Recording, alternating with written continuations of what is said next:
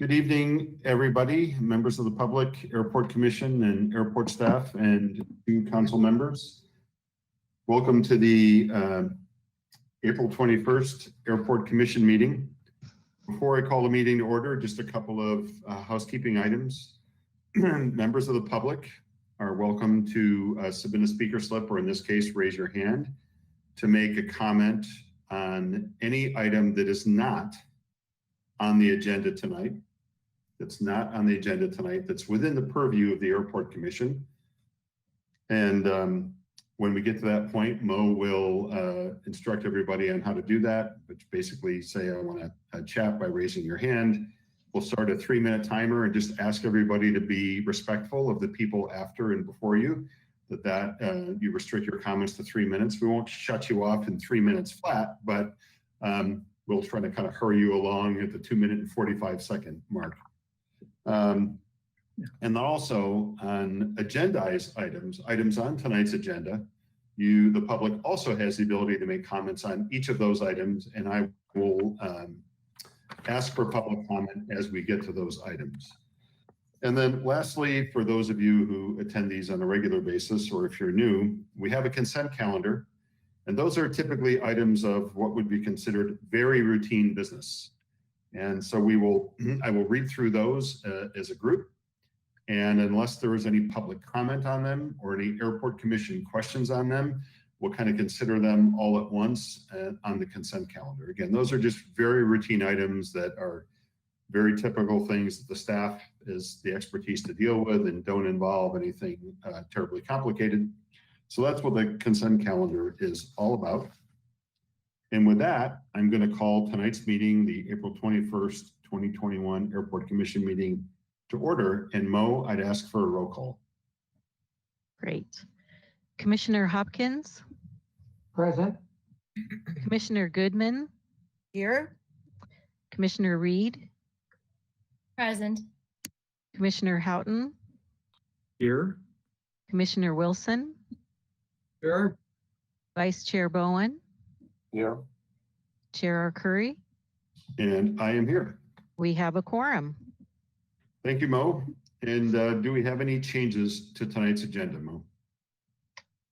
Or actually, I'm sorry, that's to Henry. Do we have any items, changed items on the agenda? And Chair Arcuri, no changes to the agenda. Alrighty. Well then, notices that on Thursday, April 15th at 5 p.m., the wonderful Airport Commission Secretary, Mo, the person who actually runs the airport, duly posted this agenda on the bulletin board at the airport administration.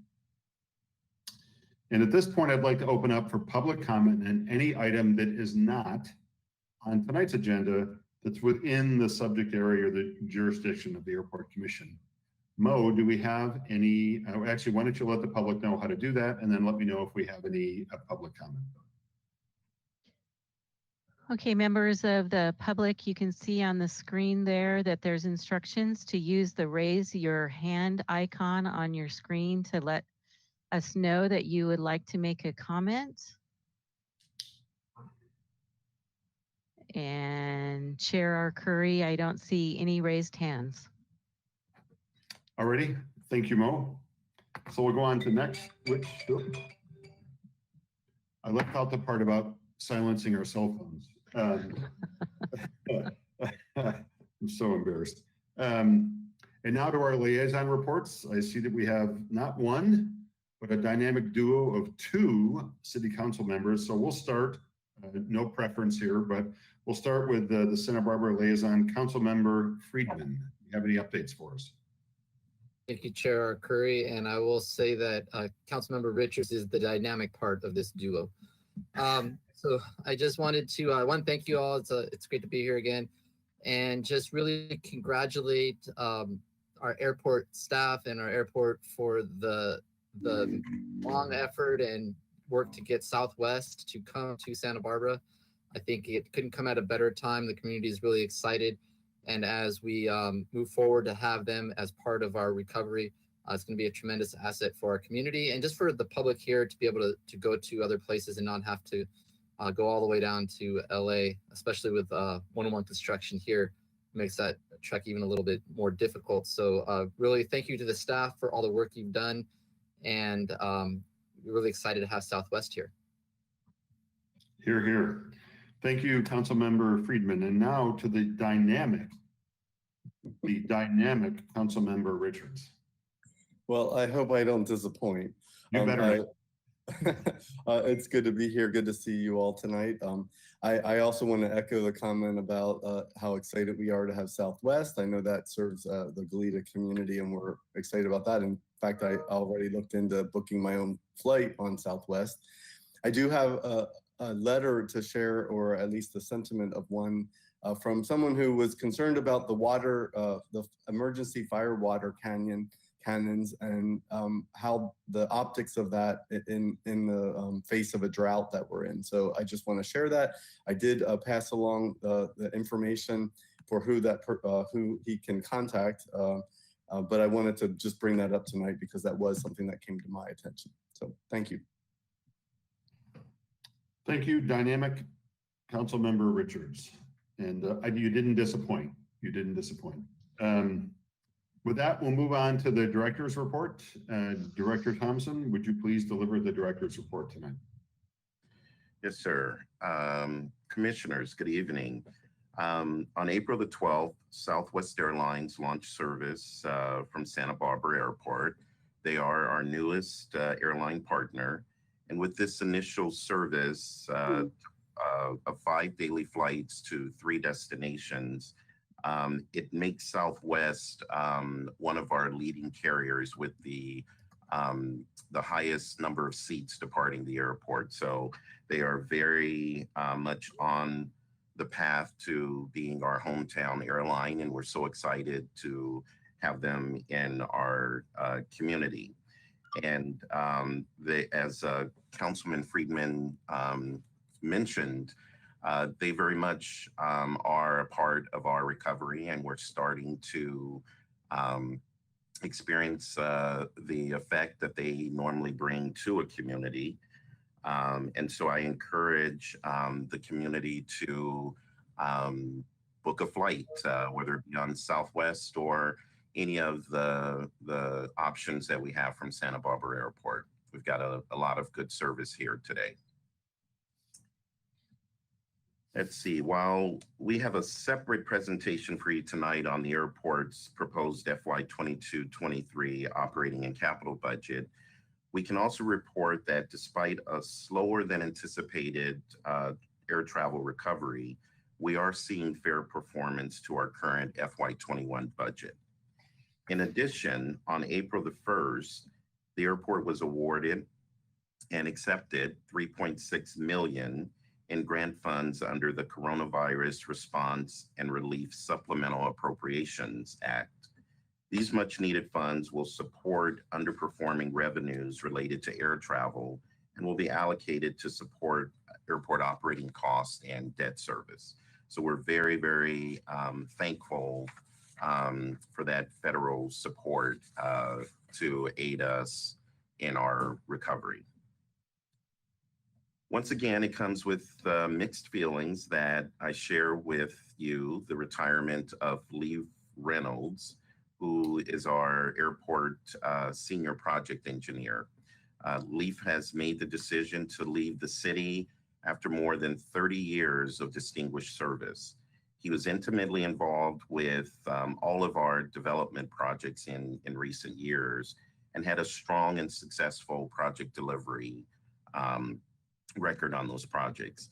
Leif's expertise will be very difficult to replace, but we are seeking to backfill that position as soon as possible. So please join me in congratulating and thanking Leif for his dedication to service to the city of Santa Barbara and the airport as well. Let's see here. Next, Deanna, you have any additional comments? Good evening, Commission Chair, Commissioners. Just a quick comment on, of course, Southwest is up and running, and just to let you know that we have them now formally signed under an operating agreement with the airport. And we've also had a very productive session recently with all of the airlines at the end of March to discuss plans moving forward. And everyone is, of course, cautiously optimistic and beginning to add capacity to their schedule. So we're very hopeful that this is the beginning of not only the turnaround for the airlines, but also, of course, the turnaround for the airport and our community. So thank you. Aaron, any comments? Thank you, Henry. I'll stick with the Southwest theme just for a moment here, and just to bring to everyone's attention, with this additional capacity comes the need for accommodating the additional RONs. We're closely monitoring that RON schedule, and as Deanna alluded to, we have other airlines that are looking to add additional service in the coming months and weeks. So the Southfield redevelopment project that we've brought to your attention before couldn't come quicker. So I just want to reiterate the need for that capital project and the safety complications that could come from closing taxiways with additional runway crossings. So a terrible problem to have. No, not at all. It's a wonderful problem to have, and we're delighted to have them here. So thank you. Thanks, Aaron. And finally, I'll just share with the commission that we are closing in, we believe, on a final candidate for our facility maintenance manager position, which has been vacant since January with the retirement of Jeff McKee. So we're hopefully concluding interviews. If all goes well, we should have someone within the next month, but I'll update you next month where we are. And with that, that concludes the director's report. Okay, thank you, Henry. Thank you very much, Henry, Deanna, and Aaron. I'll start with the airport commissioners, and I'll just go down because I know we have at least one, possibly two, with video issues. So I'm just going to go ahead and call out Carl. Carl Hopkins, Commissioner Hopkins, do you have any questions for the director? No, I do not. Thank you. Carol Goodman, I know you're there with us. Oh, there you are. Hi. Do you have any questions regarding the director's report? No, thank you. Commissioner Reed, do you have any questions? I do not either, no. Dennis Houghton, Commissioner Houghton, do you? I do not, Chair. Thank you. Mr. James Wilson, Commissioner Wilson, do you? No questions, no comments at this point. Thank you. Vice Chair Bowen, any questions on the director's report? No questions. Thank you. And me, well, I have 46 questions, but I've boiled it down to just one. Is Southwest doing any RON, or are they never RON, at least at this time, Aaron? So they currently have one RON in the schedule as it stands today, and we're hopeful they will have another one in the near future, but that's strictly hopeful, but one today. Yeah, it was pretty cool driving down State Street and this afternoon and watching a Southwest jet on final for 2-5. That was pretty cool. And was that Councilman Friedman? Did you have something you'd like to ask? It's just for the public. It's just a request. Can you state what RON means for the public who might not be familiar with what RON? Remain overnight. So if an airline comes in and is going to leave the airplane parked at the airport overnight, remain overnight. Thank you.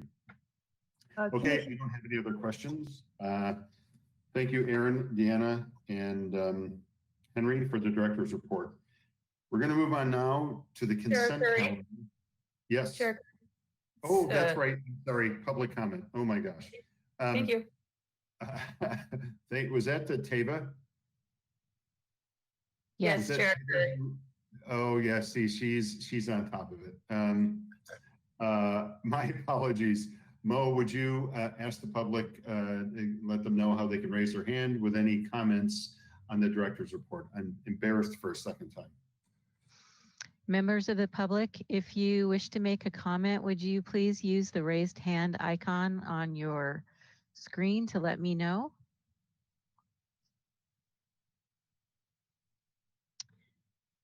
And Chair Curry, I do not see any raised hands. See, I had that premonition because I have teenagers and I can think about what they're going to do before they do it. So I knew that was going to happen. Now we will move on to the consent calendar, and reminder to everybody in attendance, these are all considered to be routine items and easily dispatched by our staff. So I'm going to read through each of them all together and then ask if we have any airport commissioners with questions. And then I'll ask if we have any public comment. If we have none of either of those, then we will consider the consent calendar as a one entire item. So item number 5 on the consent calendar, which is the first item, is the recommendation that the Airport Commission waive the reading and approve the minutes of the commission meeting that was held on Wednesday, March 17th, 2021. Item number 6, or the second item on the consent calendar, is a recommendation that the Airport Commission receive the monthly airport property management report, all those charts and graphs.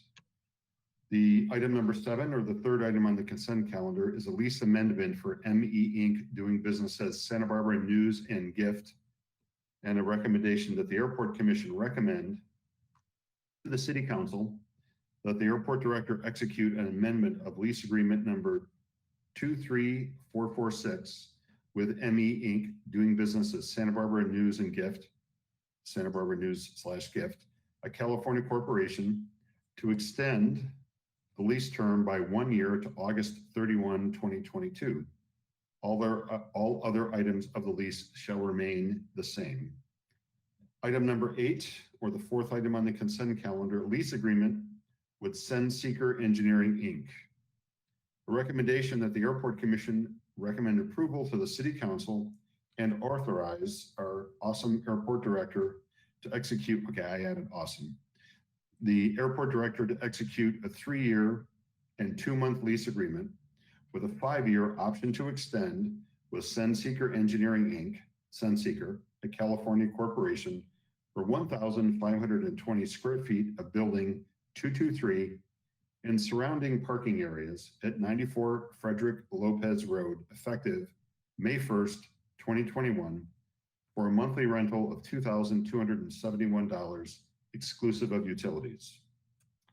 The fifth item on the consent calendar, and item number 9, subject a lease agreement with Mission Plumbing Inc., and a recommendation that the Airport Commission approve and authorize that same airport director to execute a 2-year lease agreement with 3 1-year options to extend with Mission Plumbing Inc., Mission Plumbing, a California corporation, for approximately 2,300 square feet of Building 2, Unit B, and the surrounding parking areas at 6100 Hollister Ave, effective July 1st, 2021, for a monthly rental of $3,910, exclusive of utilities and common area maintenance charges.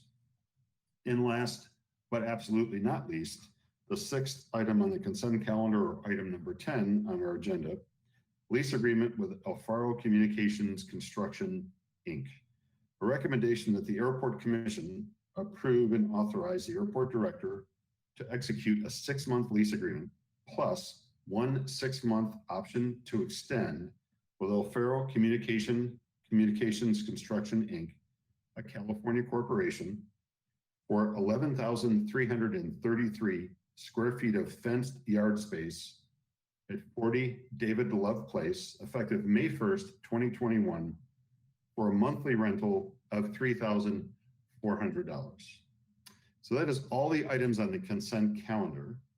And I'm going to go down our list of airport commissioners, starting with Commissioner Hopkins, and ask if you have any questions on any item on the consent calendar.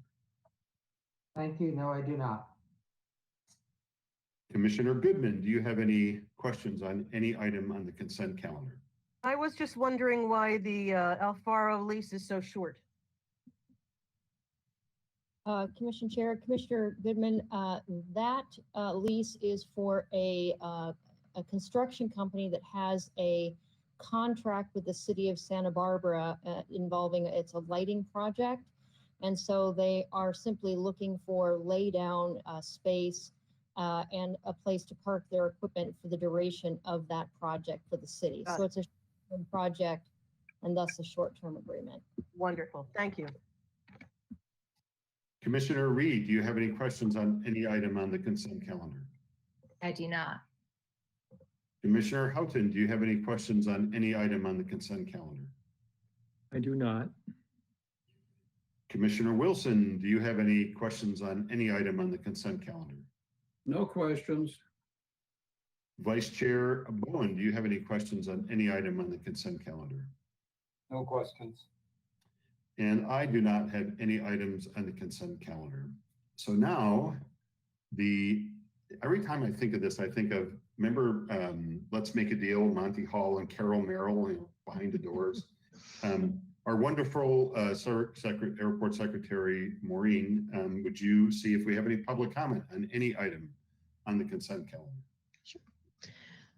Okay, members of the public, if you'll use your raised hand icon to let me know if you would like to make any comment on this matter.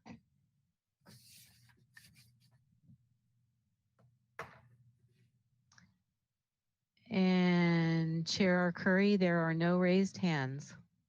Well, with that, we're going to dispatch 6 items at once. So I'd like to make a motion that we approve all items on the consent calendar as I read them and as they're stated on the agenda. Do I have anybody who is jumping up to make a motion? I'll second that. Looks like Carl was doing the first making the motion. Is that correct? That is affirmative. And I think Paul seconded the motion. Is that correct? That's correct. Fantastic. So we'll do a roll call and we'll just go down all of them. Carl Hopkins Yes. and Commissioner Goodman, Yes. Commissioner Reed, Aye. Commissioner Houghton, Yes. Commissioner Wilson, Aye. Vice Chair Bowen, Aye. and Chair Arcuri, aye. Awesome. Okay, we'll move on to item number 11. And these are there's a list of 11 through 15 administrative reports. And we'll start with the lease amendment for Harris, L3 Harris. So I think Deanna's going to cover the 3 leases in a presentation, so she'll proceed right into that. So she's going to do 11, 12, and 13? That's correct. Okay. That is. All right, good evening, Commission Chair Curry, Commissioners. Aside from several items, of course, you saw on the consent calendar tonight related to leasing, we have 3 specific leasing actions that we thought we would provide a little bit more detail about today. And the first of those, there's actually 2 that have to do with L3 Harris Technologies. And the first is a leasing amendment or a lease amendment for the current lease held by L3 Harris Technologies, a tenant on the north side of the airfield in the area fairly close to where the air traffic control tower is, a lease that has been in place since 2018. Next slide, please. All right, so the company history of L3 Harris. L3 Harris is a company known by many names over the years. They have been here, though, as a steady presence since the mid-1960s.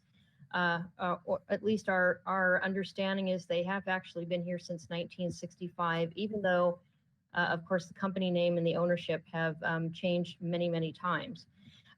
They are in the defense industry. They do manufacturing, research and development for maritime defense solutions, shall we say. They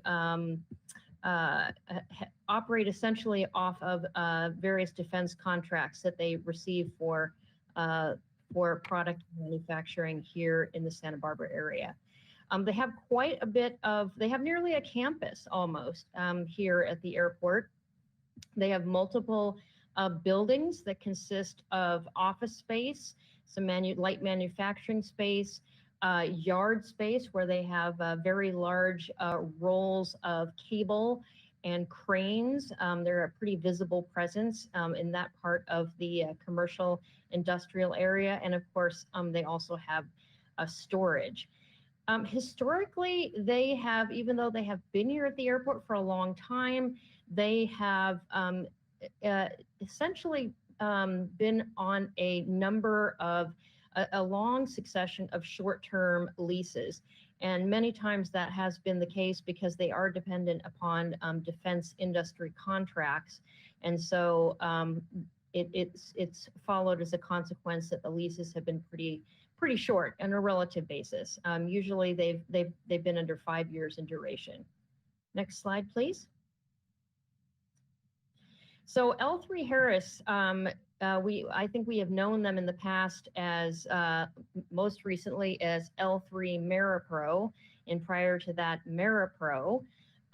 They actually merged with a company called Harris Corporation in 2019 to become a very large publicly traded company. They are the 6th largest defense contractor in the US, and I believe they are one of the largest actually globally. So they have locations not only in the United States, but elsewhere in the world. And their activities really cover the gamut of defense supply for air, land, sea, space, cyberspace. We actually have some L3 products on our airfield as well from another division. Big company, 50,000 employees. I understand that 20,000 of those are engineers of various kinds, and 4 different divisions of the things that they focus on. So next slide. So this, as I said, is an amendment to their existing lease agreement from 2018. And that lease was a succession of, it started out with, I believe, a short 2-year lease, and then a succession of 1-year options that they have always exercised. This particular development proposal is being proposed to add to that existing lease that is actually getting ready to expire at the end of this year, and will be, and I will talk about it in the next presentation, succeeded by a brand new lease with L3 Harris. The reason for amending the existing lease agreement now is so that they can actually commence work on this project that they're proposing, so that it is actually complete by the time that the new lease agreement would commence. So what they are looking to do is to expand their existing yard space behind one of their buildings that's located on Cook Place, where they currently have almost 50,000 square feet of yard and storage space. And they would be adding an additional 25,000 square feet of yard space that is currently unimproved vacant land. So it is land that has never been used for anything in particular. It's just vacant, grassy land. And they would essentially move the fence and do a bunch of other improvements so that they can expand their capabilities for yard storage and an outside space. So this project is actually something that L3 Harris has wanted to do, or even L3 Meripro has wanted to do for quite some time. So they've gone through actually quite a bit of planning at their own expense already. They hired architects, they hired engineers, really to just scope the project before they proposed it to airport administration. So this project would be managed completely by L3 Harris with the use of local contractors. Their longtime facilities manager would be the project manager for the project. And they would also move forward in getting all of the necessary permits for this project.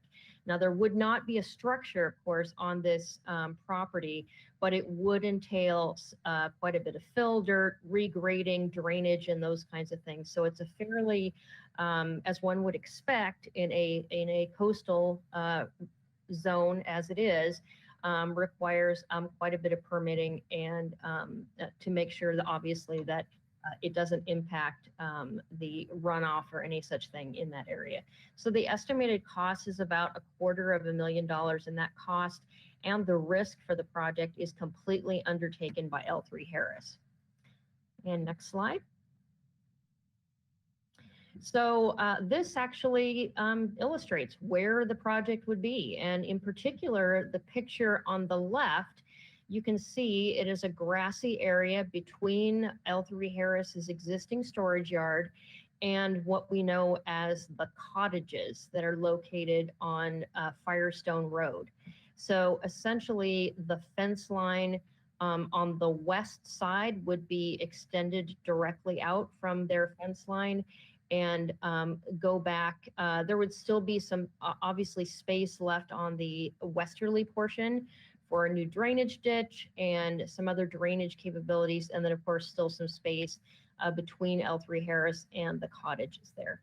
The picture on the right really shows its proximity to the air traffic control tower and really one of the last remaining parcels in that area that is unutilized at this point in time. So next slide.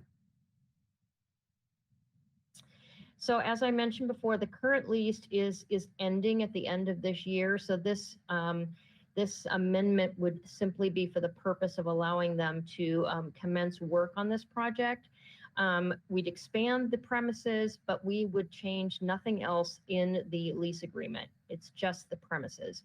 And of course, this project would be anticipated to be complete in 2021 and then would become part of the new lease premises in 2022. And I believe that is the last slide. I was going to say, Deanna, before we get to any questions, since item 11 and item 12 are absolutely linked at the hip, it seems appropriate to me, unless anybody has any objections, go ahead and do the presentation for item number 12, and then we'll pause and see if commissioners have questions on 11 or 12 or the public. Chair Curry, Yes. this is Tava Ostringer. Unfortunately, they've been agendized separately, so the presentations will have to be taken separately. So once we close this item, then Ms. Zackerson can move on to number 12. Okay, I always feel like I'm in the principal's office when Tava's here. I'm just here to help. But at least I didn't get whacked with a ruler. Alrighty, well, in that case, on this lease amendment, do we have any commissioner questions? We'll start with Commissioner Hopkins. Yes, looking at the picture, how much of that either green area on the left or brown area on the right is actually proposed to be included in this lease, or maybe more importantly, is there anything left? Well, Commissioner Hopkins, there would be essentially a buffer between the storage yard and the back of the cottages, but there would not be essentially enough left of the parcel to really dedicate it to anything else. On the west-hand side, there actually is going to be a need for a new drainage ditch. And so if you can see sort of the northwesterly corner of the L3 Harris property, you can kind of see there is a building right on the very corner. The lease or the fencing would essentially extend straight out from that. So there's quite a bit that would actually be left on that westerly corner, but that is going to be a new drainage ditch. Thank you very much.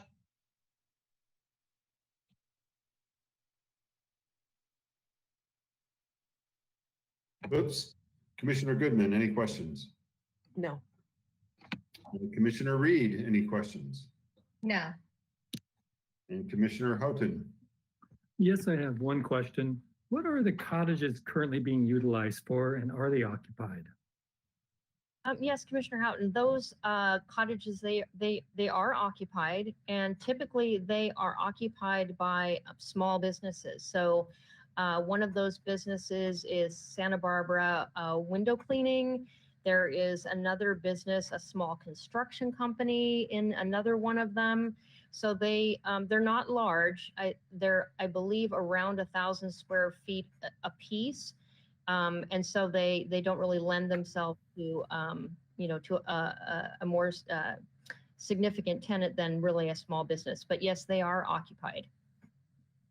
With the expansion of L3 in that vacant land, would that affect their egress and their rear doors that they would no longer be able to use, or is that not an issue?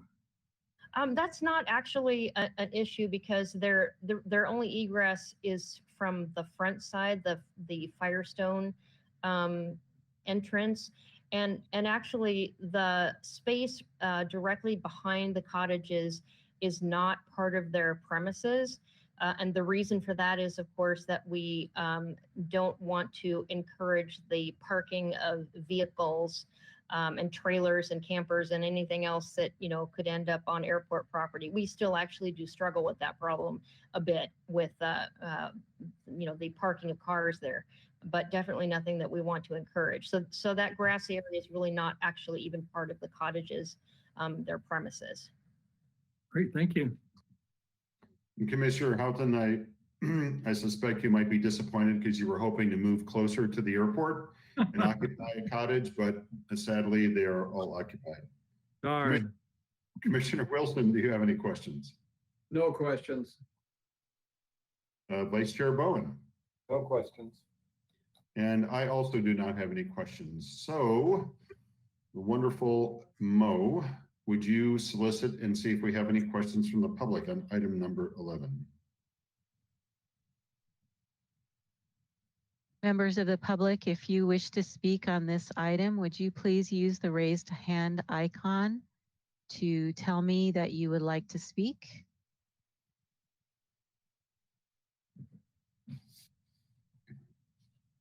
And Chair Arcuri, I don't see any raised hands. Well, that is shocking, but in light of that, then we have a recommendation. So I think I'll be looking for a motion that the Airport Commission authorize and approve the airport director to execute an amendment of lease agreement number 201826 with L3 Harris Technologies, L3 Harris, a Delaware company, to amend the leasehold premises at 1440 Cook Place, Building 344, to expand the current 46,316 square feet of yard/storage space to 71,316 square feet. All other terms of the lease shall remain the same. The lease agreement in its entirety will expire on December 31st, 2021.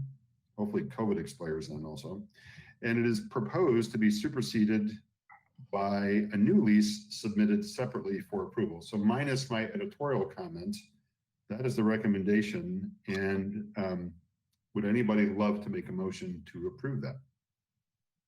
Make a motion to approve it. Looks like Commissioner Houghton, who was possibly homeless, has made the motion to approve. Do I have a second? And I think I'll Carl. second it. Oh, I think I got Carl. Carl beat you there. So Carl, Commissioner Hopkins has seconded Commissioner Houghton's motion. And let's go down roll call. Commissioner Hopkins. Aye. Commissioner Goodman. Aye. Commissioner Reed. Aye. Commissioner Houghton. Aye. Commissioner Wilson. Aye.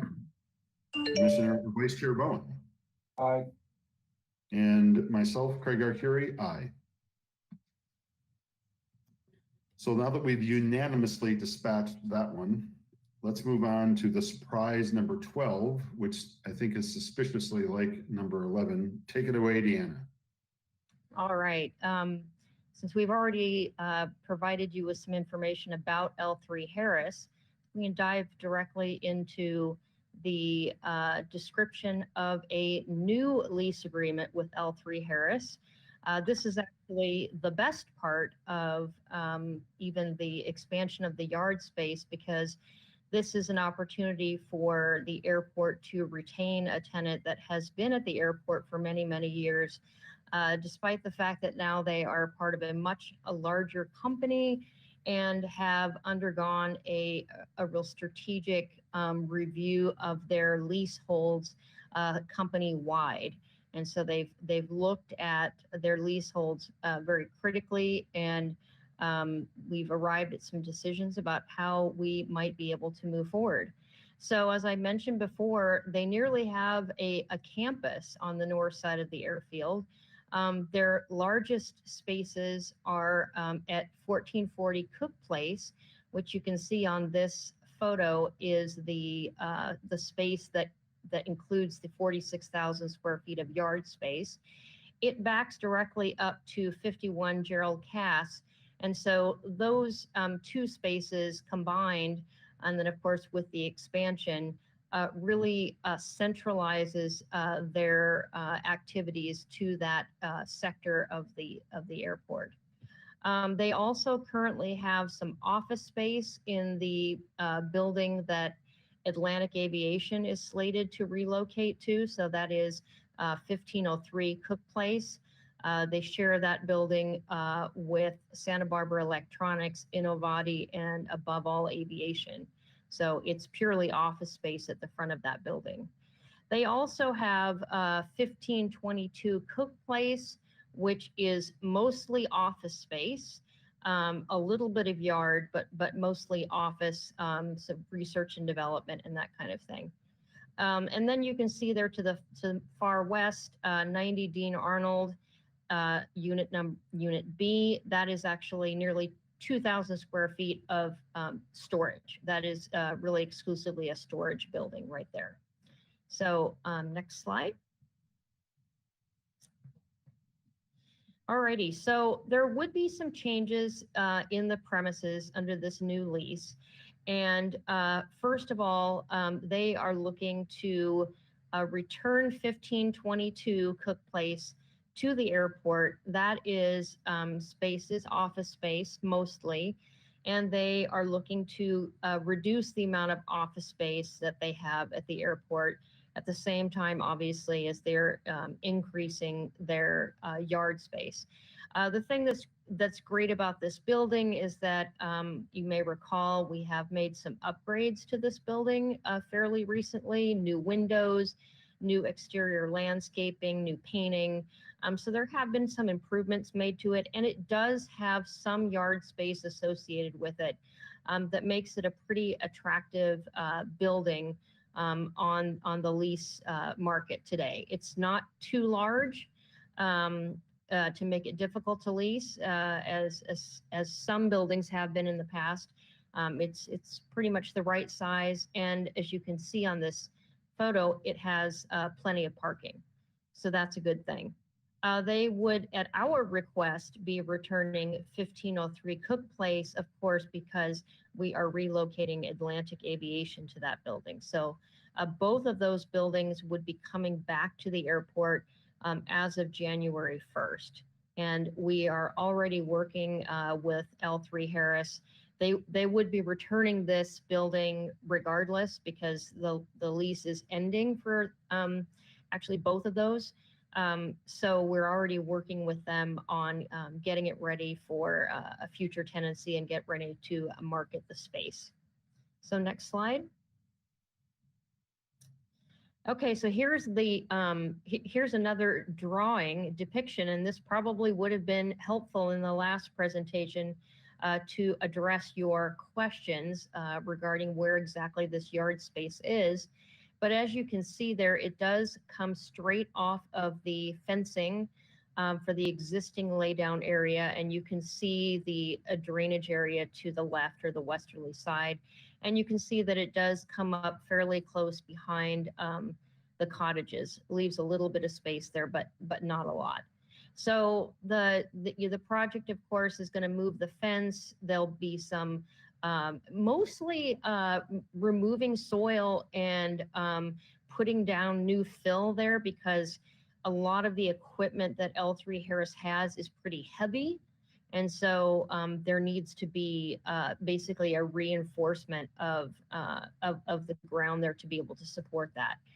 One of the good things that I didn't mention in the last presentation, which is cosmetic really, but currently all the power lines and such are above ground. You know, they're on poles. And so they would be putting all of this underground. So it would definitely improve the aesthetic of the area. So next slide. So really the whole purpose of this recent negotiation with L3 Harris, which we initiated really last year as they had finalized their merger, was to find a way to keep L3 Harris at the airport in the long term, as long as possible, and really help add some value not only to the company's operations, but add some value to the airport. And so the expansion of the yard space, of course, is a value to us because it is improving land that we at some point will be able to charge rent for. But we don't need to make the expenditure. It's an expenditure that we've never been able to make to be able to utilize that space. So the other thing that is very good about this particular proposal is that we will be achieving a 3-year fixed term with L3 Harris with 1 2-year option. And that's really sort of the longest lease agreement that we've really had with them in the past. We get out of these 1-year renewals every year. So we have some fixed term. So as I mentioned in the last presentation, we would not be charging L3 Harris rent for that space. And that is in consideration for the investment that they are making to develop that space. The idea is, of course, is that we keep L3 Harris long-term and that in the next lease agreement, we begin to charge them rent for that additional yard space. The lease rates that we have with L3 Harris right now are well within the ranges of our approved lease rates. They're good rates. So in the next lease, we would simply continue those lease rates with the regular cost of living increases, the CPI increases. The one thing that is different about this proposal or this way of going about a leasing agreement with L3 Harris is that they're a large company now. They're a publicly traded company, and their company policies, they've changed their approach to leasing it in that they use a third-party leasing broker for all of their properties. In the past, we have worked directly with the local staff to negotiate leases, and though we have avoided in that way paying any brokerage fees. But in our discussions with the executive team at L3 Harris, they explained that they now approach it with a leasing broker because their employees are not allowed to directly lease properties. It's sort of trying to avoid any sort of conflicts of interest with their corporate staff. So we have to pay a leasing broker fee, but L3 Harris, in recognition of the fact that we have not done that in the past, agreed to allow us to essentially charge them back for that brokerage fee. So we're adding a small charge per square foot across the entire leasehold. And then in turn, the airport will sign a brokerage agreement with their broker and pay them their commission over the term of the lease annually, but starting after the first year. So that's the only thing that's a little bit different. And that was an accommodation that I suppose we both made. We don't love brokerage fees, but on the other hand, L3 Harris is essentially shouldering that cost for us. And all the other lease terms would remain status quo. So next slide. We are at the end.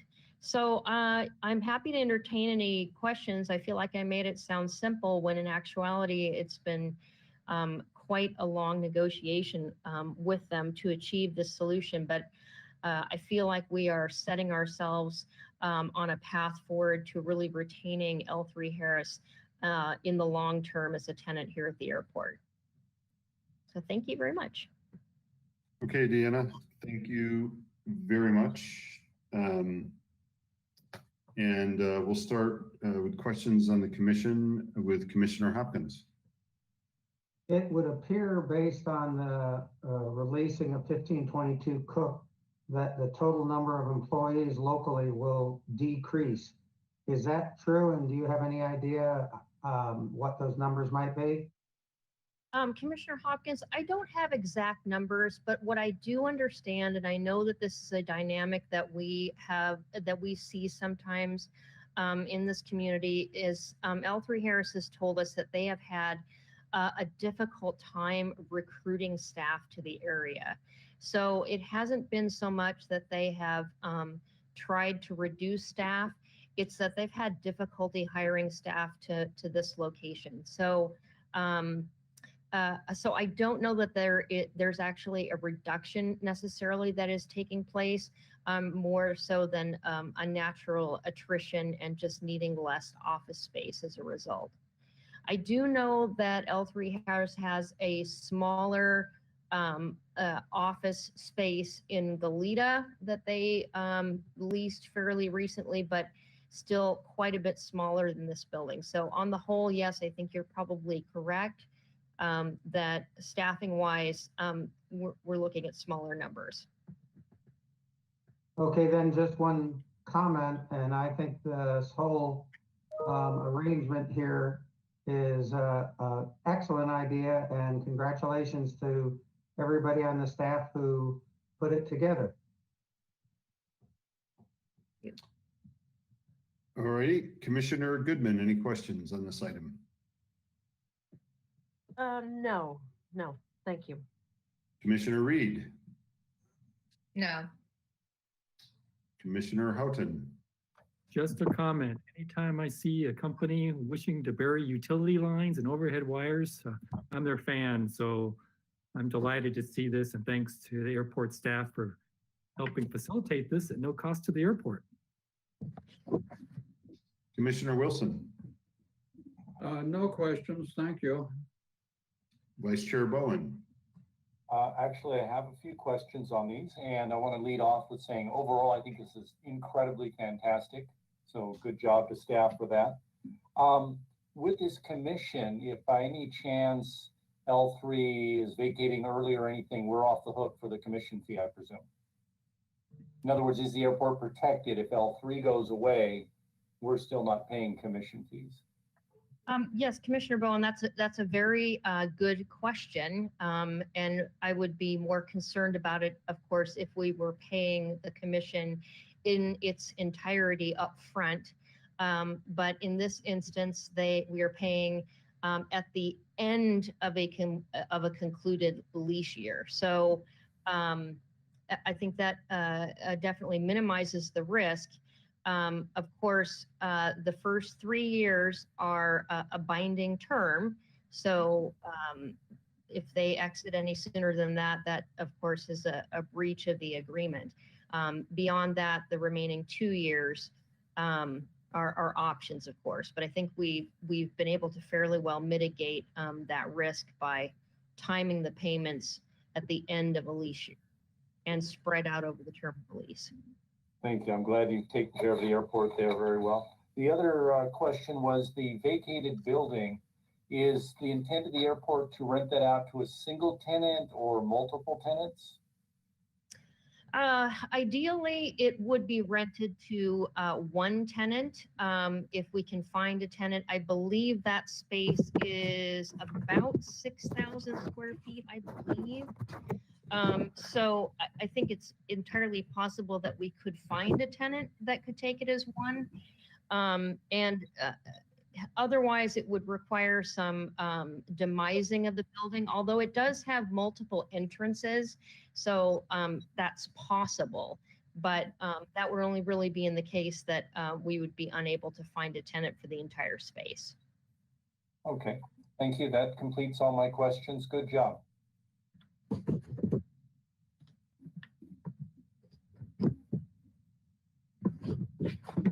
Oops, there we go. I had a question, but Vice Chair Bowen stole my question. So I don't have any questions. Mo, could you solicit our riveted audience to see if they have any public comment on this item? Members of the public, if you wish to comment on this item, would you please use your raised hand icon to let me know? And Chair Arcuri, there are no raised hands. And again, with great shock, Okay, we'll move on to, I'll read the item, and I believe I'm going to be looking for a motion. So everybody get their buzzers ready. So recommendation that the Airport Commission authorize and approve the airport director to execute a 3-year lease with 2 one-year options with L3 Harris Technologies, L3 Harris, a Delaware company, for premises at 1, 1440 Cook Place, Building 344, 2, 51 Gerald Cass Place, Building 303, and 3, 90 Dean Arnold Place, Building 315. The total leased square footage of office, R&D, yard storage, and indoor storage is 101,944 square feet. The total monthly rent to be paid to the airport is $38,913.88, or $466,966.62 annually. So would anybody love to make a motion on that? I'll make a motion on that. I'm sorry, was that Commissioner Reed? Correct. Commissioner Reed has made a motion. Would anybody love to second her motion? Second. Commissioner Goodman, the buzzer first. So Commissioner Reed made the motion. Commissioner Goodman seconded the motion. We'll do a roll call. Commissioner Hopkins. Aye. Commissioner Goodman. Yes. Commissioner Reed. Aye. Commissioner Houghton. Aye. Commissioner Wilson. Aye. Vice Chair Bowen. Aye. And myself, Craig Arcuri, aye. Awesome. With that unanimously, I just can't say that word, unanimously dispatched. We'll move on to item number 12. And I'd love, Deanna, for you to tell me how to pronounce that name. Oh, well, Commissioner Curry, Commission Chair Curry, I believe it really is supposedly a phonetic spelling of boutique. Ah, So okay. it could say boutique. So Awesome. with the umlaut. Well, we'd love to hear your administrative report on the lease agreement for Boutique LLC. Thank you very much, and I'm happy to provide this update or this proposal. And the significance with this lease agreement, it is officially the last space to be leased in the 6100 Hollister development. And this one has been, and we knew it would be a little bit more challenging to lease than the other 4 buildings, which have been exclusively commercial. And this is the unit that is on the corner that has been designated as a used retail building. So first slide would be great to see. All right, so this is just to remind you, now we have real visuals outside to look at the development at 6100 Hollister. But what's amazing is that it really does look like this. So it ended up conforming to its vision. So next slide. So this building, of course, as you know, was completed in mid-2019. It's been fully leased essentially from the beginning, with the exception of Unit 1A, which I'll have some photos of here for you. And as you know, it's a mixture of tenants in those spaces. Everything that we intended it to be, from a skateboard R&D company to a ServPro, a company providing service for floods and fires and things like that. We have a warehouse tenant there. So everything that we envisioned that would be used for has come to fruition. And then, of course, we also have a coffee shop on the corner that was a key part of this development from the very beginning. And I believe the next slide will show us a photo of that. There we go. So that is the Dean Coffee Shop. It's about 2,000 square feet. It's got a really nice patio outside that we see occupied by folks every day. We leased that building out on a 5-year lease, and their timing actually wasn't completely bad, considering an unanticipated pandemic. They were actually still under construction early in the year when the pandemic started. They opened in time for the summer. A little bit of struggles over the winter time period, but have managed to come out the other side of it, and has turned out to be, as we had hoped, a business that seems to be drawing quite a crowd from local folks that work in the area. So next slide. And there we have, again, you can see this is the frontage on Hollister. So this is the building, as it is seen from the street. And in the next slide, you'll see the unit in question, which of course is on the back side of the building. So it does not have the street frontage, and it is a slightly smaller, actually quite a bit smaller unit. And we had always hoped that we could lease this building or this unit in the building to a business that would be able to achieve some synergies with the coffee shop. So, something that potentially people could utilize both services when coming to the space. So grab a cup of coffee and a service next door that would match well with it. And so what we have here is a proposal for a service business, a fitness concept. And next slide, talk a little bit about who they are, boutique. And so you can see the unit there also on the map. So it is the backside of that building, and the majority of it, or the larger portion of it with the patio, is the coffee shop. So the entire building, I should mention, was zoned in the aviation industrial area, and was appropriate for, as we had spec'd it from the beginning, a retail service such as a shipping store, a bank, a dry cleaner, something of that nature, a long list of things it could be. One of the things that it could not be, at least in theory, was a gym or a fitness location. And that is because the zoning stated that that would be a commercial recreational use, and that could only be developed in conjunction with a development across the street in the commercial recreational space that used to be the movie theater and the drive-in. So it's by historical happenstance that the building the lot on the corner is still zoned recreational. And so with that potential limitation, we presented this concept to the Planning Commission on the 17th of March, and essentially asked them to bless the use of this space for a fitness concept. And of course, they did embrace that idea as well. One of those things that just perhaps wasn't contemplated initially, that long list of things that it could be, and this turned out to be the best use that we just hadn't thought of. So next slide. So the company that is proposed to lease this space, it is a small business.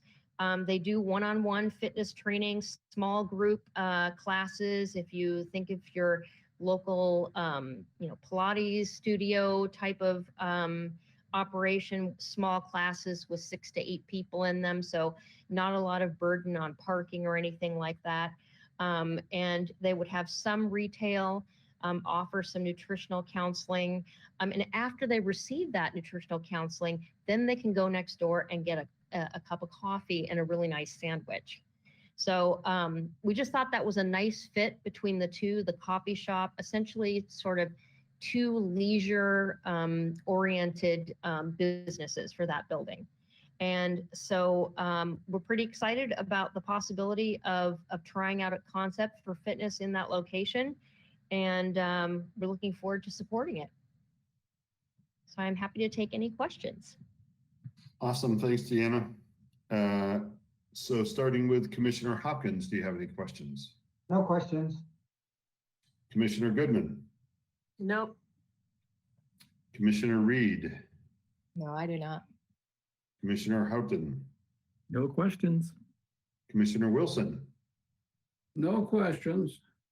Vice Chair Bowen. No questions. And I have no questions other than the comment that I visited Dean's Beans, which is what I've called it in my head. Dean might not like that, so if he's upset about that, I apologize, but it's great to have a coffee shop there. I don't have any questions. Mo, would you like to solicit and see if we have any comments from the public on this item? Members of the public, if you'd use your raised hand icon to let me know you'd like to speak on this. And Chair Arcuri, there are no raised hands. Alrighty, it is with great shock again. And oh, actually, this one we are looking for a motion. So I'll read the recommendation is the Airport Commission approve and authorize the airport director to execute a 2-year lease agreement with one-year option to extend with Boutique LLC, Boutique, a California limited liability company, for approximately 1,800 square feet of Building 1, Unit 1A, pardon me, and surrounding parking areas at 6100 Hollister Ave, effective May 1st, 2021, for a monthly rental of $3,300 exclusive of utilities and common area maintenance charges. So would anyone like to make a motion to approve that? So moved. So Mr. Wilson got to the buzzer first, and I think I saw Commissioner Hopkins I'll seconded. second that motion.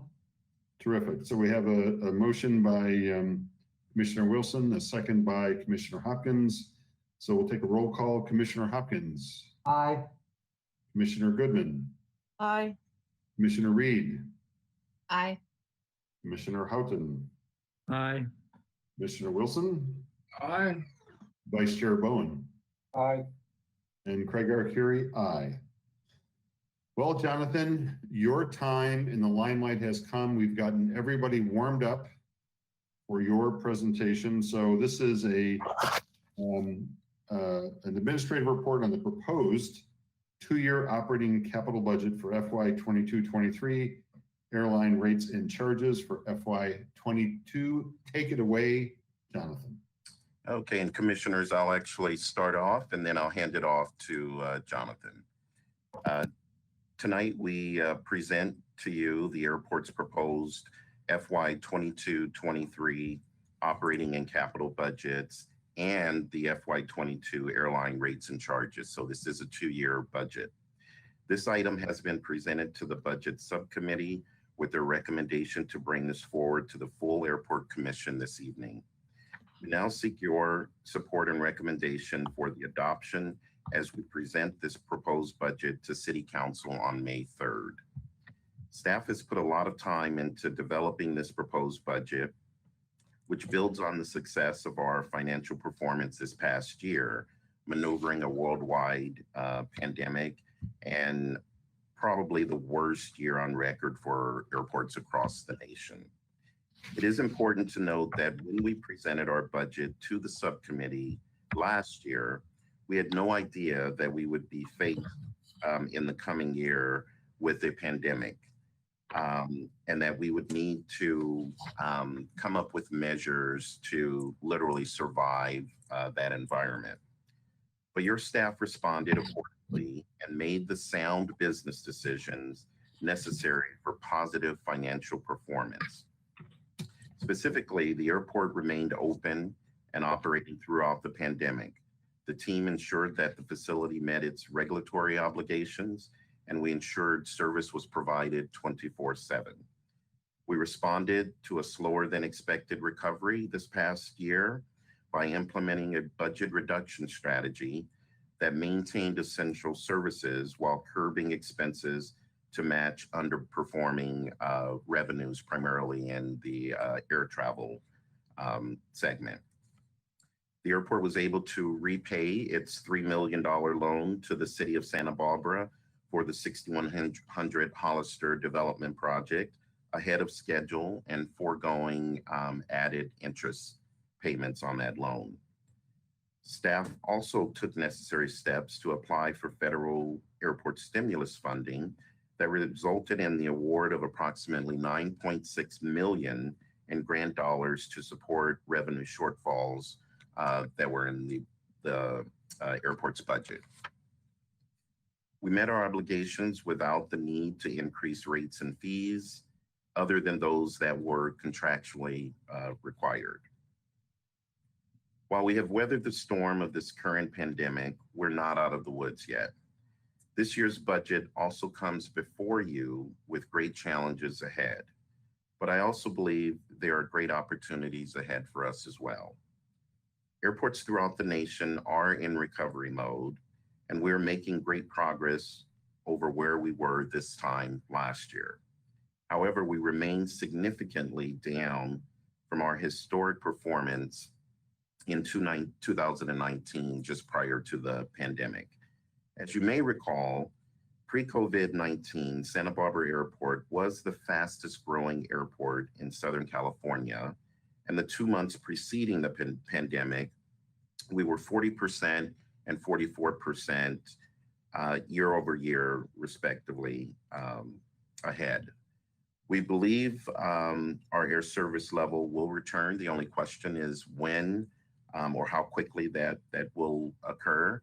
And that will likely be determined by two factors, one being the economy and the other being passenger confidence in travel, air travel specifically.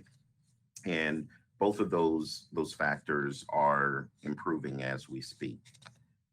Already we have good reason to feel optimistic. Southwest Airlines, our newest airline partner, launched service from Santa Barbara just last week after years of working with them and promoting the benefits of our community. On day one, they were positioned to be our hometown airline with the largest market share by number of daily seats from the airport. Since their launch, we have seen further improvements from other carriers, such as United Airlines planned service to Chicago O'Hare. They are also increasing frequency to Denver, as well as upgauging aircraft in the Denver market to add more seats. And they are relaunching LAX service, which was suspended at the onset of the pandemic as well. So another option that's coming back. And then American Airlines will also offer seasonal weekend service to Chicago O'Hare starting May the 8th, I believe it is. And Alaska is planning to launch service to San Diego, which has been put off a couple times since last year.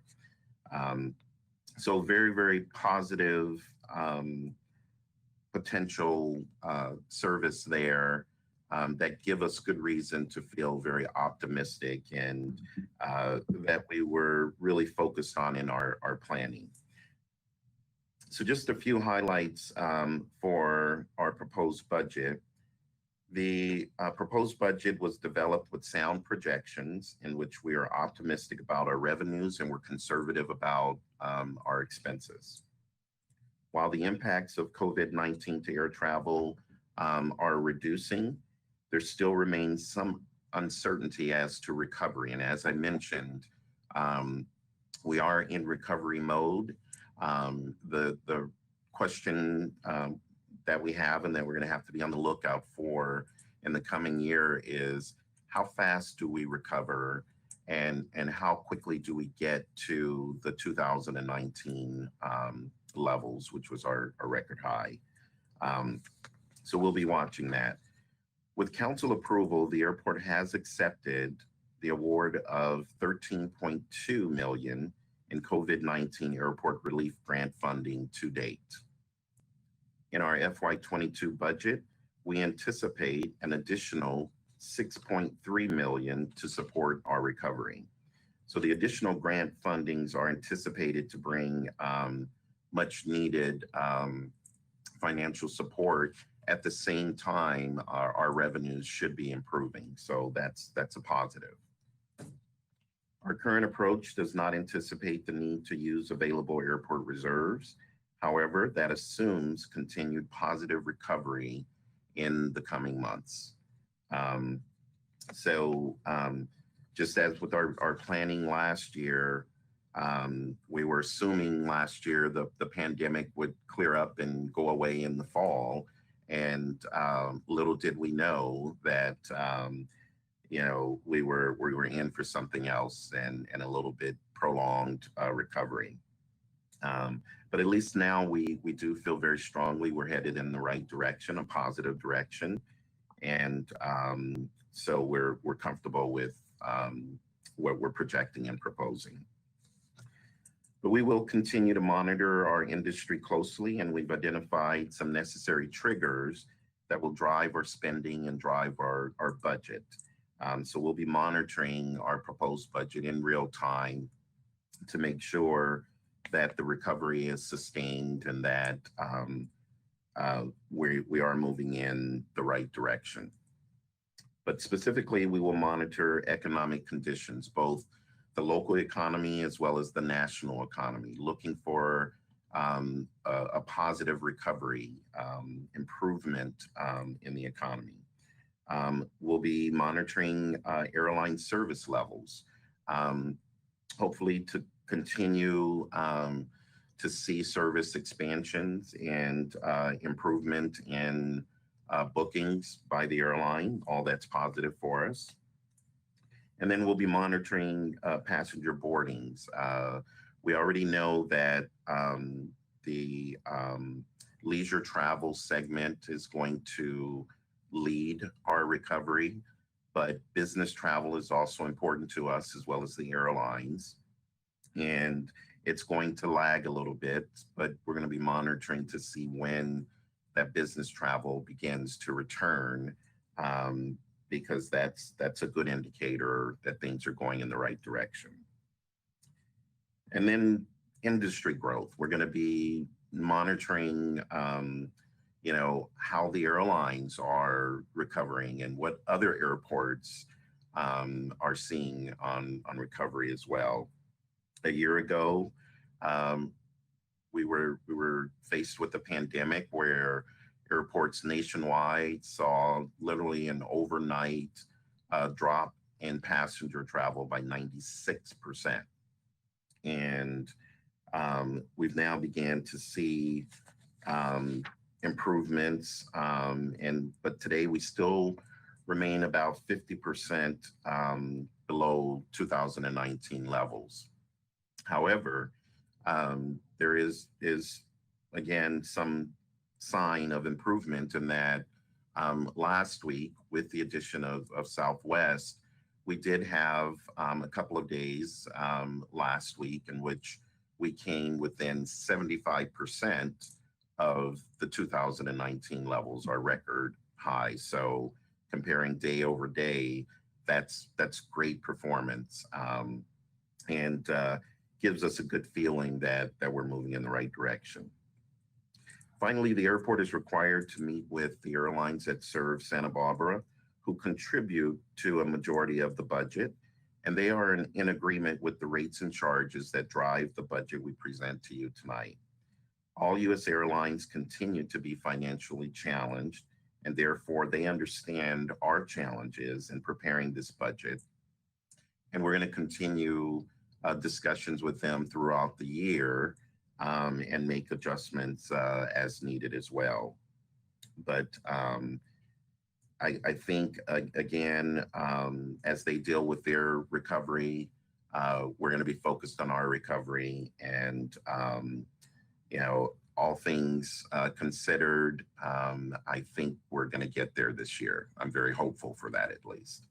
And with that, I'll hand it over to Jonathan, and he will cover the details of our budget.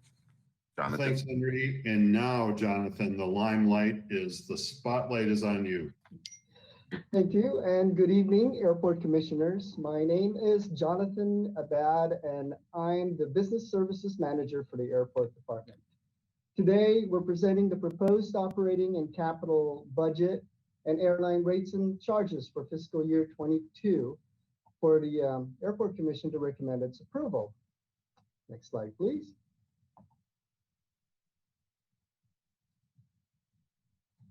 Here's an outline of the presentation. We'll do a quick overview of the department and its programs. We'll discuss how our budget framework is impacted by the pandemic and the supplemental grant funding that we receive. Go over capital projects, then reserve projections, then present the airline rates and fees. Next slide, please. Okay, and next slide. All right, and as an enterprise fund, it means that we are financially self-supporting and we don't use any local taxes for airport operations. It's actually federal law for the airport to generate its own revenues to be self-sustaining, and that no airport revenues may be used for purposes other than the airport operations. The airport also must support its own capital needs to maintain, develop, and improve airport facilities. The airport is regulated by the FAA to ensure safety and security. The FAA also provides capital grants as part of the Federal Airport Improvement Program, that's AIP for short. It provides 90% funding for eligible capital improvement projects. Next slide, please. The department consists of 12 programs under 4 divisions. The Business and Property Division includes marketing and communications and the airport parking. The airport operations includes airport law enforcement, this is formerly known as the airport security, and the certifications and operations program. The facilities planning and development currently handles FAA-funded capital projects. Facilities maintenance includes grounds and landscape maintenance, custodial maintenance, and air operation area maintenance. Next slide, please. Altogether, we propose a total of 68.5 authorized full-time equivalents, that's FTE for short, for fiscal year 22. This does not include about 9 FTE city fire employees that runs our aircraft rescue and firefighting unit, ARF for short, and 2 FTEs from the public works that provide engineering and project support. Most of our authorized positions, as you can see, is in the maintenance, law enforcement, and certifications and operations program. Next slide, please. For fiscal year 22, we're proposing to add a net 1.5 FTE to our authorized position control. We're proposing to add a new airport planning and environmental affairs manager. This new position will provide oversight of airport environmental compliance, engineering and development efforts. This added position will be partly funded by unfunding the vacant project planner position in FY22. We are also proposing to replace a vacant half-time community education liaison with a full-time marketing supervisor. This position is needed to support marketing, air service development, education programs, public relations, and community outreach. Next slide, please. The airport department is appropriated in 3 separate fund groups. The airport fund includes the airport operating, the development fund, T-Hangar fund, and the airport capital fund. The capital grants fund includes the passenger facility charge, PFC for short. That receives revenue from eligible commercial passengers and helps pay for terminal debt service. And the FAA grants fund, which provides funding for 90% of eligible airport infrastructure projects such as runways, taxiways, and the airport lining. The third is the customer facility charge, CFC for short. That receives revenues from car rental companies used for car rental facilities. Next slide, please. Here's the appropriations breakdown by major object group, with salaries and benefits clearly making up the largest at 28%. Supplies and services make up the next largest share, 25%. This category includes the 9 fire FTEs provided by the fire department and 2 engineering FTEs from the public works. Next slide, please. Excluding transfers, capital, and debt service, here's the appropriations breakdown by program, with the largest share in the certifications and operations of 27%. Included in this figure is the ARF cost, and then the facility maintenance at 24%. And included in this program is where most of the airport's utility expenses are paid. Then we have administration at 15%. Included in this program's expenses are overhead expenses for general fund services such as finance, HR, and city attorney support. Next slide, please. Here's operating revenue breakdown. Excluding the COVID-19 relief grants, the terminal and commercial aviation revenues make up our commercial air services. Combined, this is half of the airport's operating revenues in fiscal 22. Just to note that prior to the pandemic, this portion used to be closer to about 60%. 26% comes from terminal revenues. That includes indirect sources from airport parking, terminal concessions, rental cars, and ground transportation services. 24% comes from commercial aviation. Most of this comes from airline terminal rent and landing fees, and the rest from landing bridge, fuel, and the remaining overnight fees, RON. Commercial and industrial lease revenues comes from the airport properties in the areas surrounding the airfield and represents about 26% of revenues. Non-commercial aviation represents 22% of the airport revenues, coming from corporate, private, and recreational aviation activities. And the 1% in miscellaneous revenues includes TSA reimbursement and badging. Next slide, please.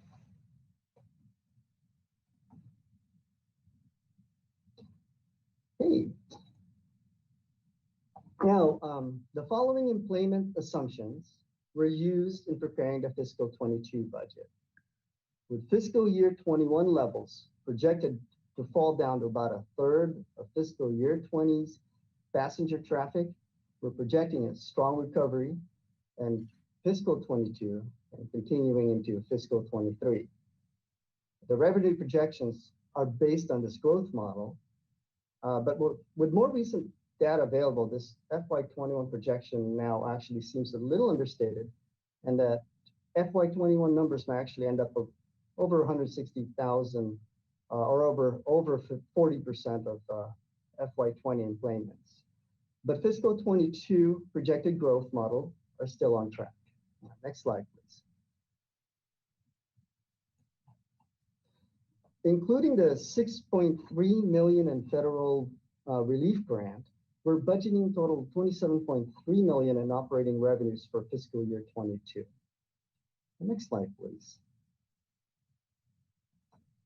And changes from the fiscal year 21 budget includes about $500,000 in annual revenues from 6100 Hollister now budgeted as part of the operating fund up until fiscal 21 when the general fund development loan was paid. This was budgeted as part of the development fund revenue. We will, however, continue to transfer about half of this revenue back to the development fund for future maintenance and expansion. Next slide, please.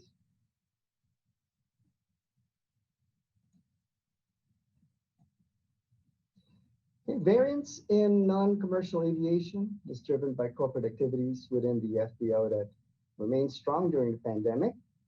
Next slide, please. And actually, let me see here. Let's back up one slide here. I think number 17.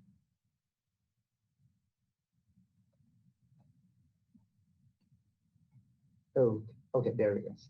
Oh yeah, we received about $5 million in COVID-19 relief in the first half of fiscal 21 and anticipate another $3.5 million in the second half for a total of $8.5 million for fiscal 21. Then another $6.3 million in budgeted fiscal year 22 from the stimulus passed under President Biden. And next slide, please. The passenger facility charge, again, that's PFC, is based on enplanements. The fiscal year 22 budget appears lower than the adopted fiscal year 21 budget only because last year when we prepared the adopted fiscal 21 budget, we anticipated the pandemic ending by fall of 2020. That clearly wasn't the case as it continued worsening through the winter. And it's finally turning around now in spring. We're projecting this recovery to continue in fiscal 22 as reflected in this revenues budget. Next slide, please. Okay, and the FAA capital grants are generally not budgeted in the annual budget. It will be appropriated during the fiscal year as they are received. Next slide, please. Included in this budget is a plan to restart the customer facility charge. Again, that's the CFC fee of $10 per contract.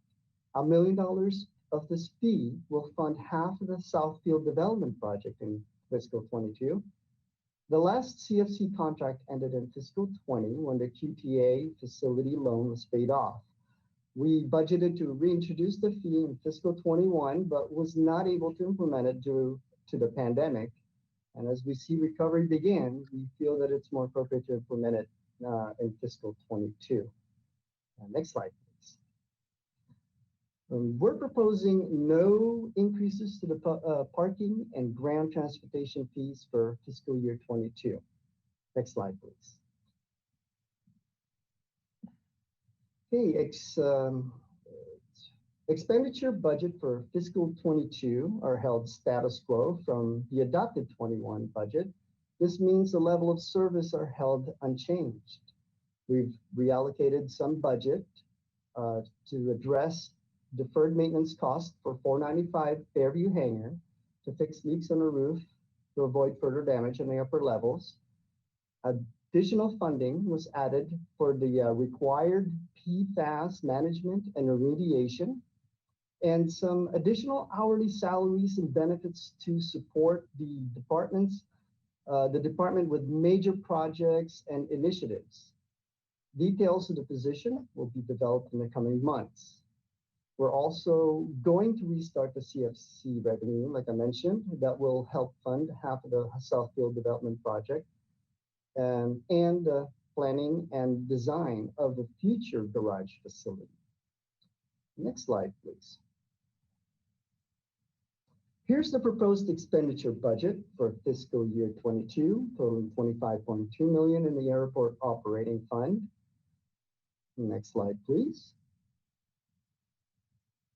And here's where we've reallocated about $400,000 in anticipated savings from supplies and services to the special projects for 495 Fairview Hangar maintenance and the PFAS management. Next slide, please. The PFC includes a portion of the terminal debt service and appropriate reserves to balance the fund. And facility charge fund expense includes a transfer to the airport capital to fund half of the Southfield development project in fiscal 22. Next slide, please.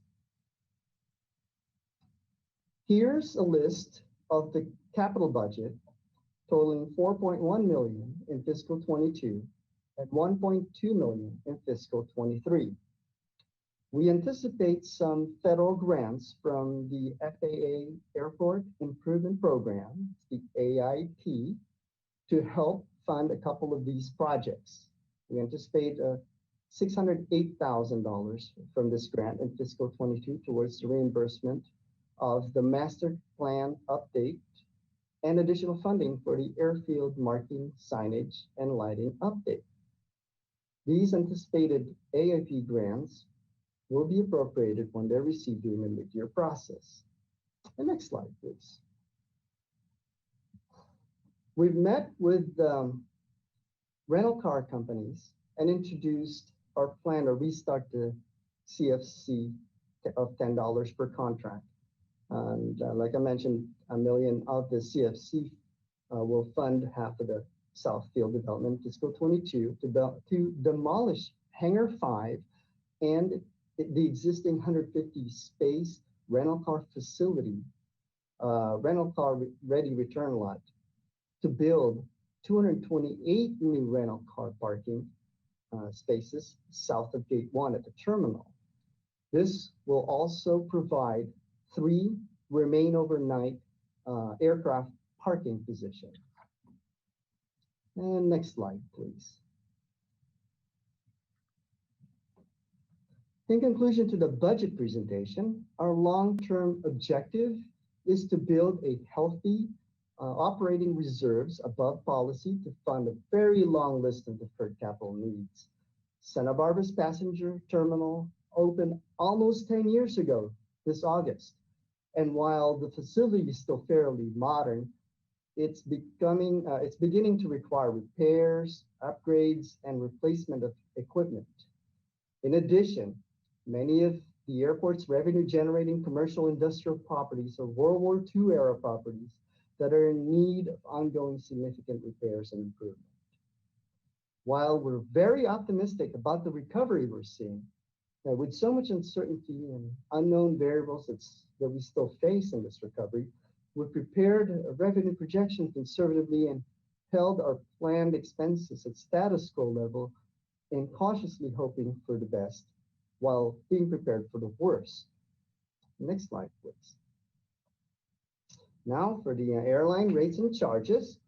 Staff met with the airlines to review the proposed rates for fiscal 22, and the airlines are in agreement with holding the rates same as fiscal 21 level except for a reduction in landing fees. We're holding rates unchanged in FY22 due to all this uncertainty that remains during the recovery. And next slide, please.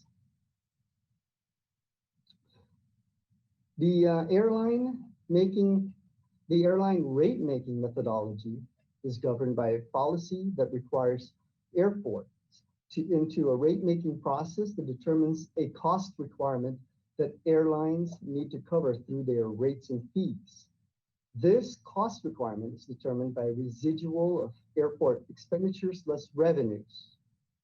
Commercial air services drives most of the airport revenues.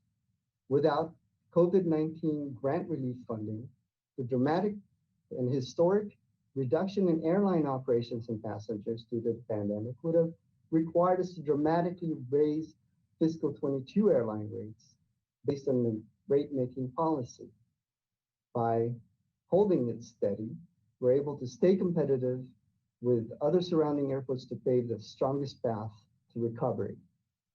Landing fees will be the only rate changed in fiscal 22 with a reduction from $3.15 per 1,000 pounds in landing weight in fiscal 21 to $2.59 in fiscal 22.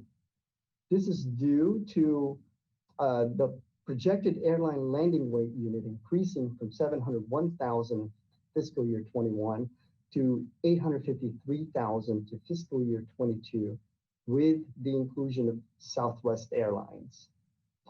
For fiscal 23, we will reassess our financial position, have further discussions and negotiations with the airlines, and present to the commission our proposed rates right around this time next year.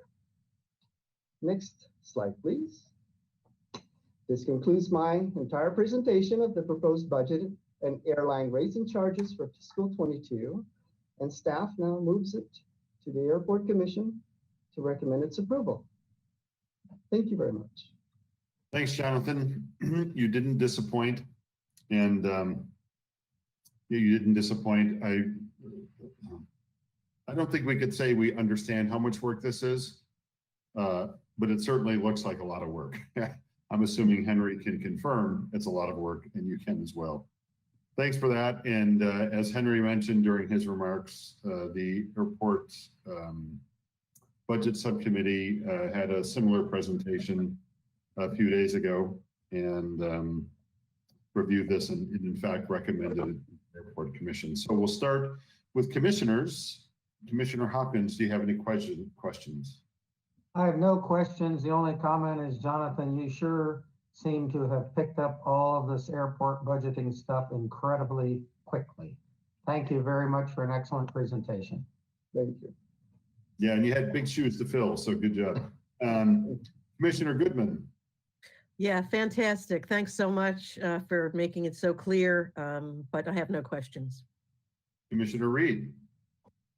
I have no questions. I just wanted to comment that I'm pleased to see that the projected 2020 figures are looking so rosy. That looks pretty good. Commissioner Houghton. No questions. Job well done, Jonathan. Thank you. Commissioner Wilson.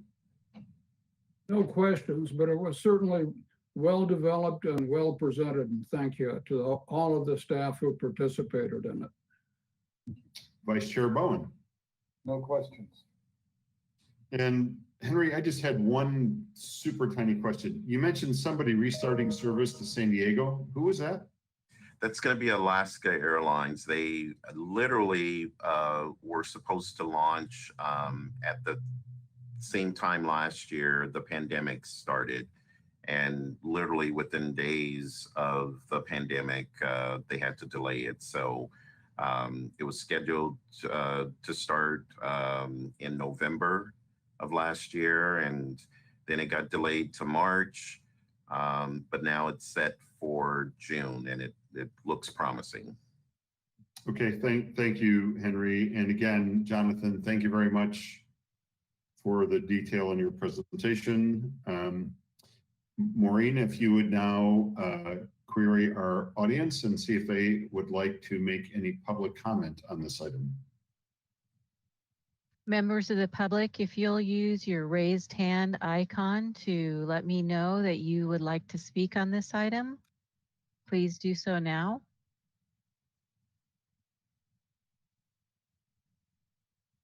And Chair Arcuri, there are no raised hands.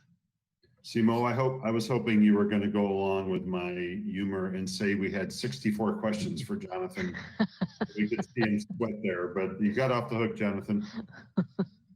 Alrighty, well, given that we have no question or no comment, public comment, then I believe we're looking for a motion, and I'll read the recommendation, which is that the Airport Commission recommend approval of the Airport Department proposed 2-year operating and capital budget for FY 22-23 and the airline rates and charges for FY 22 to the City Council. So would anybody love to make a motion to do that?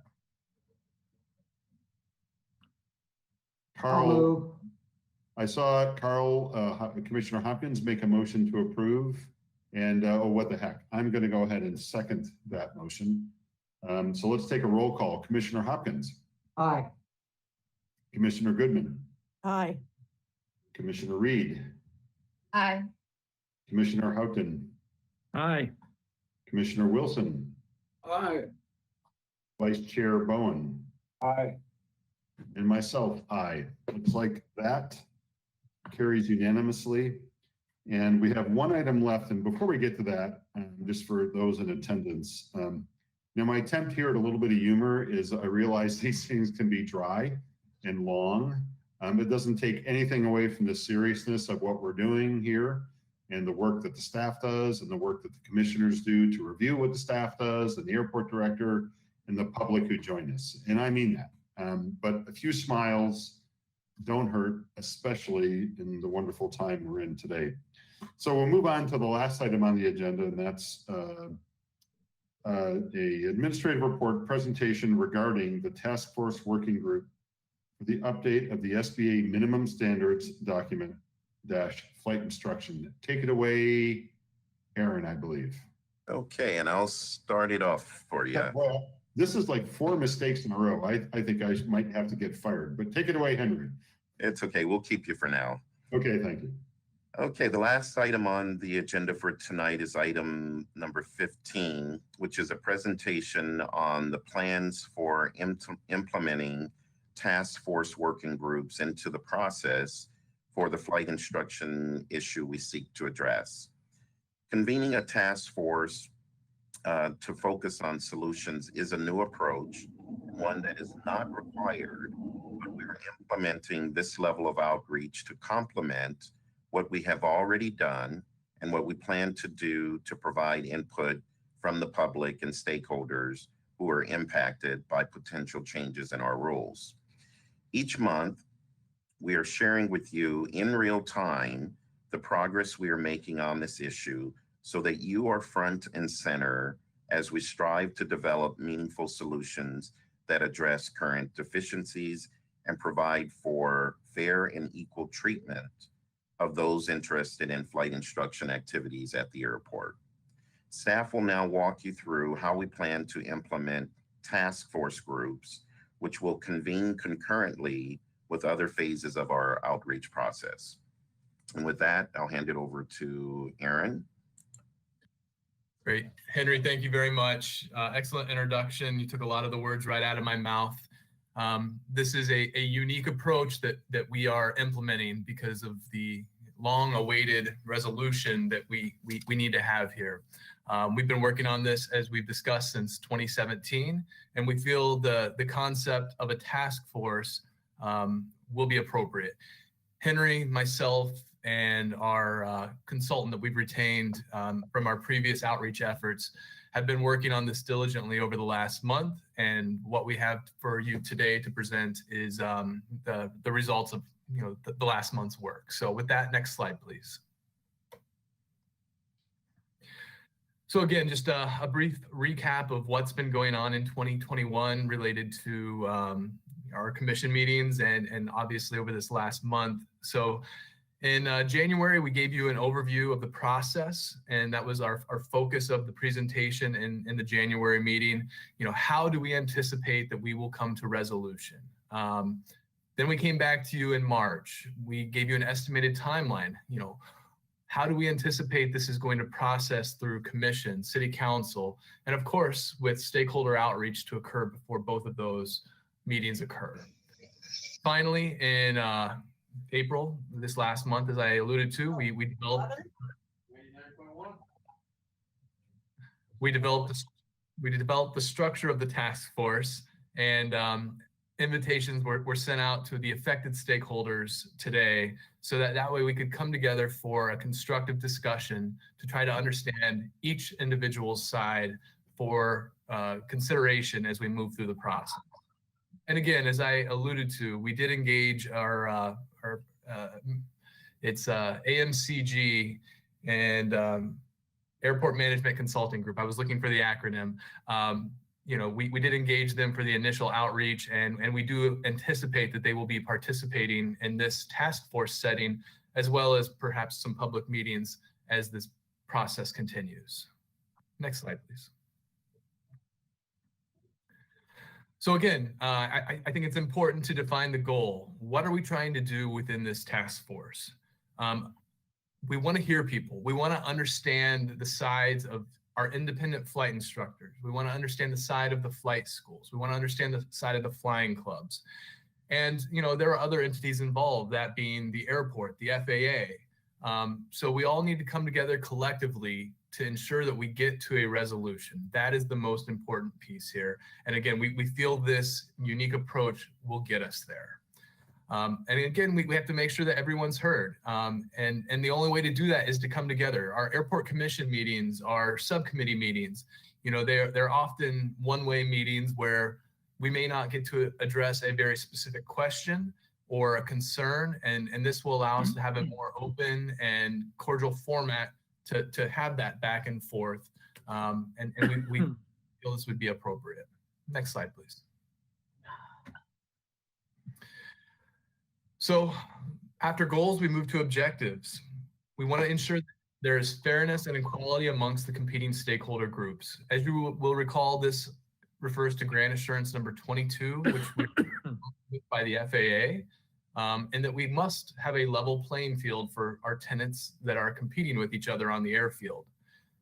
Second objective, airport regulatory compliance must be within good legal standing and in the best operation of the airport as a whole. We want to ensure that opportunities exist for flight instruction needs, but we have to ensure that the airport is compliant and meeting our legal obligations. And each meeting that we have with this task force, we're going to have deliverables. We're going to focus on what it is that each stakeholder group is asking for and try to work towards a solution that works for them. And if we can't work towards that solution, we're going to come up with the rationale as to why we cannot meet those expectations. And again, knowing that this is a, I would say a relatively interesting topic amongst all stakeholders, we have to have some ground rules to make sure that there's respect that is given to each individual in this group and that meetings are conducted efficiently. So we will be laying that out in the introductory meeting. Next slide, please.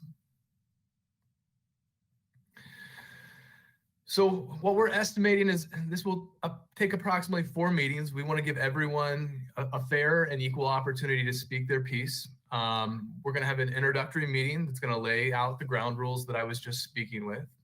And then we'll move into each of the individual focus groups and allow them to speak to their needs, their wants, what isn't working for them, what is working for them.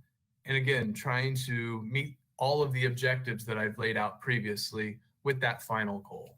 It will be a carefully thought out process and it's going to take time. Bottom line is just 4 meetings with a consultant to come back, analyze those results. It's probably going to take us until fall. I would like to estimate, mid-August if I were to give you a date where the task force can have a recommendation. From there, we are desiring to move very swiftly after that through our formal processes to ensure that City Council can approve this document. Next slide, please. So who do we anticipate will be on this task force? Well, clearly, airport administration will need to be there as this is our obligation to the FAA, to our stakeholders, and to the public to make sure that we are there to ensure that we're meeting our obligations. We will invite the FAA to attend. Whether or not they choose to attend, I cannot speak to that. We'll certainly extend the invite. I'll just state that they really like for airports to handle this type of conflict or this type of change, I should say, locally. So I'm not anticipating they will attend, but we'll certainly extend them the invitation. And it's always good. I believe the first meeting will likely be in a virtual format. So even if we can get them to the introductory meeting to kind of lay out what their perspective is, that would be my goal, although I'm not holding my breath. But nevertheless, we will invite them. And then, of course, the groups that we are referring to, the independent flight instructor group, we have a list of approved independents. We'll allow 2 members to come in and represent the group. Within the 1 approved flight school that we have on airport, we will allow 2 members to come in to represent that group.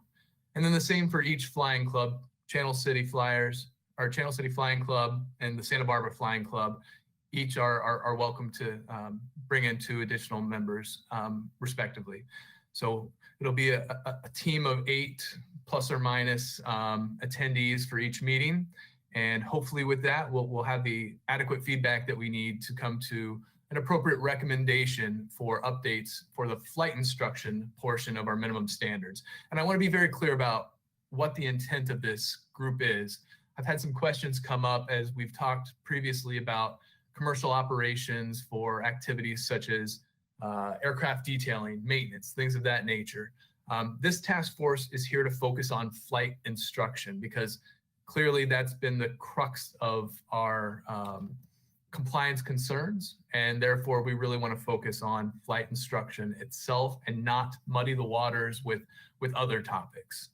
I also want to just share that, you know, this is not necessarily a Brown Act type meeting. This is going to be a kind of an internal task force, I guess, for lack of, you know, other terminology. So we will be limiting it to the membership listed above, but I want to be very clear that this is not a session where we're getting in and we're making decisions without without affording the public the ability to comment on this.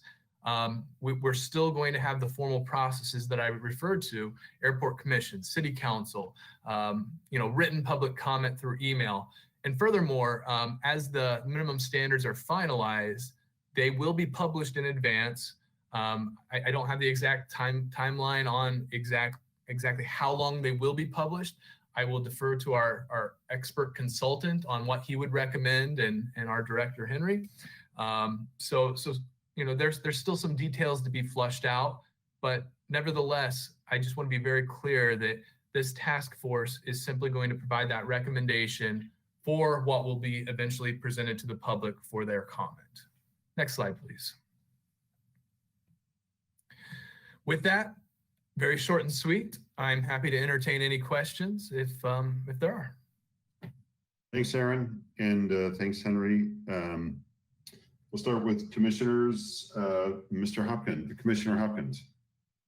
Thank you very much. I have a couple of comments and a couple of questions. First of all, Aaron, I think the task force concept is a very good one. It's exactly how the MSR was revised the last 2 times that it was revised. Slightly more members because it covered a much broader area. But that task force was able to work in, as you described, that sort of informal give and take method, and then present something that could be reviewed in the more formal method. So I think that's an excellent idea. I would like to suggest 2 additional members to your task force, however. The 2 of the I consider most important. That's pilots. Now, admittedly, you are going to have pilots. Well, your independent instructors are pilots. Your flying club people are pilots. But that represents a small percentage of the total number of pilots based at the airport. And flight instruction, as you've laid out here, is principally designed, well, how do you get flight instruction through a flying school renting one of the airplanes? How do you get flight instruction through a flying club? But the vast majority of the people at the airport own their own airplane. And the question then is, how do they get flight instruction? And so I would strongly encourage you to add 2 pilots that own airplanes based in Santa Barbara and are not members of either of the 2 flying clubs.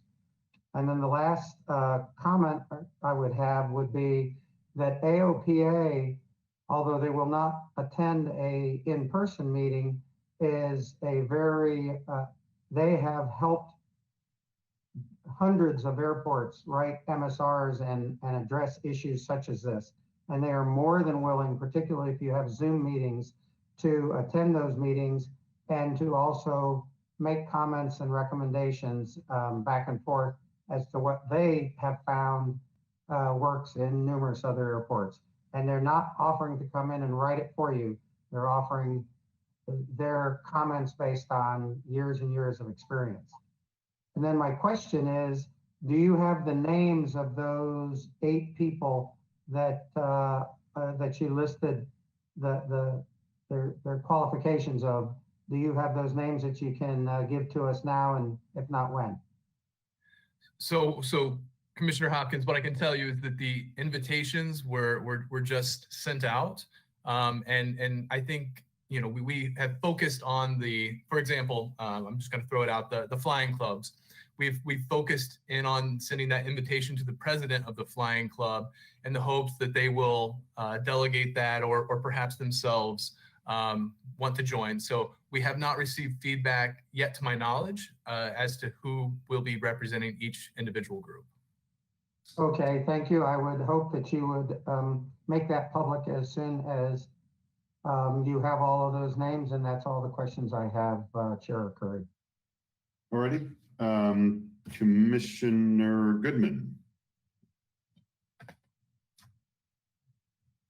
And I know Commissioner Goodman is. Can you hear not- me? Yes, we can. I know you're not Okay, feeling sorry. great. I will defer to the pilots on this one. I don't have any questions. Thank you. Okay. And thanks so much for hanging in there, Carol. I know you're not feeling great. Oh, okay, thanks so much. Commissioner Reed. Yes, yeah, I really appreciate this task force that you've put together. This looks really great. And I would like to second Commissioner Hopkins' remarks in regards to AOPA and bringing on 2 additional members, that being specifically pilots at Santa Barbara. I do think that would be a great addition personally. I have no questions though. Thank you. Alrighty, Commissioner Houghton. No questions. Commissioner Wilson. Comment that the providers seem to be very well represented on the task force, but would it be appropriate to include some of the people who would be receiving instruction? And that's my comment. And Vice Chair Bowman. Yes, I have questions and comments. First off, I'd like to third Commissioner Hopkins and Reed's statement about involvement of the pilot community. I think that's a good idea. Question would be, you mentioned the City Council will be approving this document. Will you also be bringing it to the Airport Commission for a recommendation of approval? Certainly, that would be one of the earlier steps before going to City Council. We will seek Commission's recommendation to City Council before we take it to City Council. That's affirmative. Okay, I just wanted to clarify. That's what I expect. I'm not trying to make an unmanageable meeting. You might consider adding 2 airport commissioners as observers, not necessarily participants, but at least observers, so that we will have the information about this thing to share among our other commissioners. So that's a recommendation to you. That's all I have. Okay, Vice Chair Bowen. And I just have one question. Henry, I think it was Henry, I apologize if it was Aaron, I heard mention of a facilitator. And is that equal the consultant, or is that another person? And it's part A, and part B is a facilitator's job. Well, what would you see? Would the facilitator be involved in these meetings? Go ahead, Aaron. You can take that. So certainly, AMCG is our consultant that has worked with us already on this process.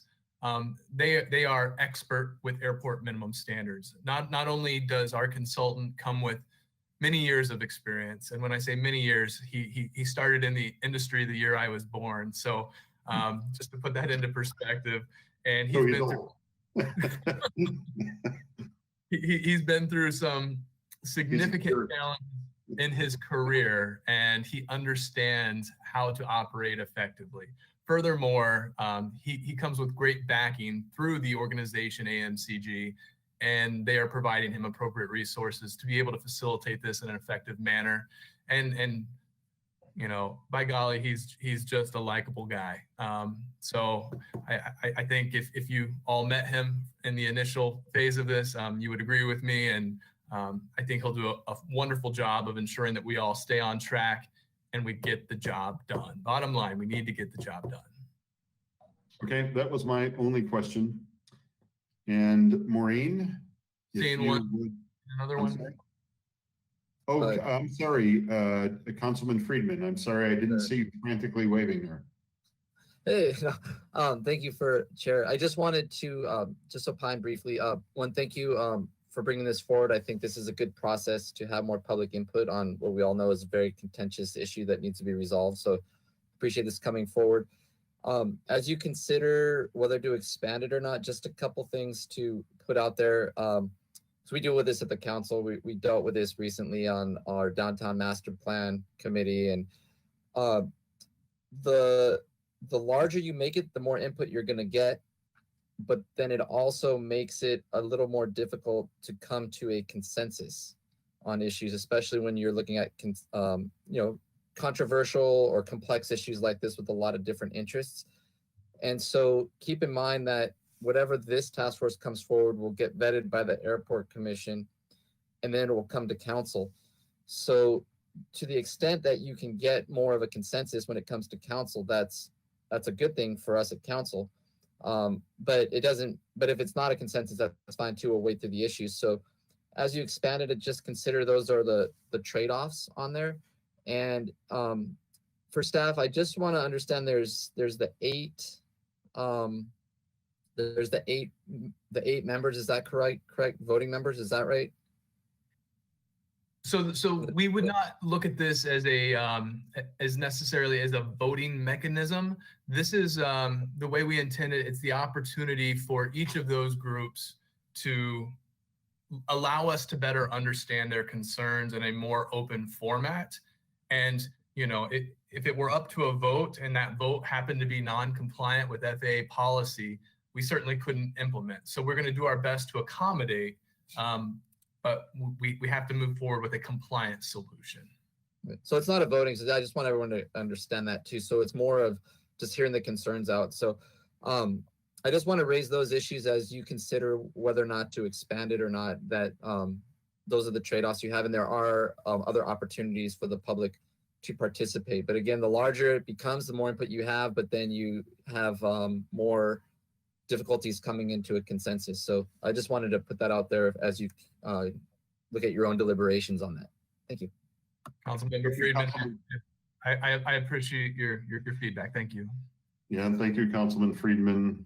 I'm sure you never have any issues come before the council that are complex. Maureen, let's say nobody else is frantically waving their hand and everybody is awake. That's good. Maureen, would you solicit the public to see if we have any public comment?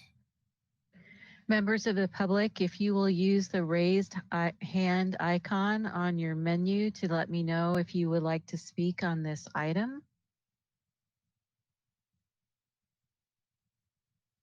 Chair Arcuri, I see one raised hand so far.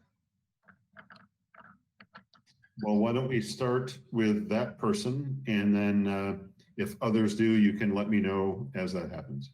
Great. It is Vince Merstick. Vince, if you would unmute your mic and begin speaking.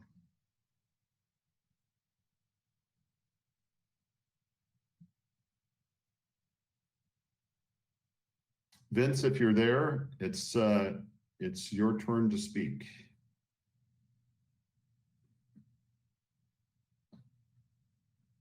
Do we have anybody else, Mo? We have no other raised hands, and it looks like Vince is going offline. He's maybe having some problems.